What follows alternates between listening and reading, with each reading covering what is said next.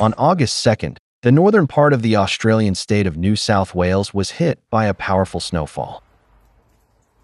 Australia. This is just outside. Up to 16 inches of snow fell in the New England and Northern Tablelands regions, which meteorologists say is the largest amount since the mid-1980s. Traffic on major highways was blocked, and about 200 vehicles were stuck for several hours in snowdrifts. The State Emergency Service recorded more than 1,450 calls responding to road blockages, fallen trees, and building damages. Strong winds along the state's northern coast uprooted trees and tore off roofs. More than 32,000 homes and businesses lost power. The bad weather was accompanied by heavy rain and flooding. In one area, a car was swept away by floodwaters, and the search for a female passenger is ongoing.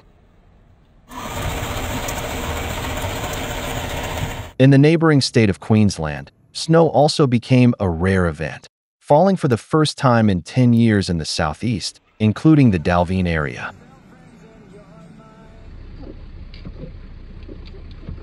Two days earlier, on July 31st, a heavy hailstorm struck South Australia, surprising local residents and tourists.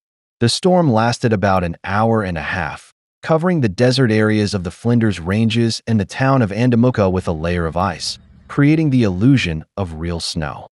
Temperatures dropped to 32 degrees Fahrenheit, while the usual minimum temperature at this time of year is around 46 degrees Fahrenheit. For this dry and hot region, such events are extremely rare and represent a clear climate anomaly. The world is being gripped by increasingly powerful and anomalous natural disasters. The international scientific group ALLATRA warned that this would happen more than 10 years ago. According to their forecasts, the scale of these disasters will grow exponentially, and the current events are just the beginning. Along with their warnings, ALLATRA scientists offer real solutions to the climate crisis. You can learn more about this from the presentations of Dr. Egan Chalakian.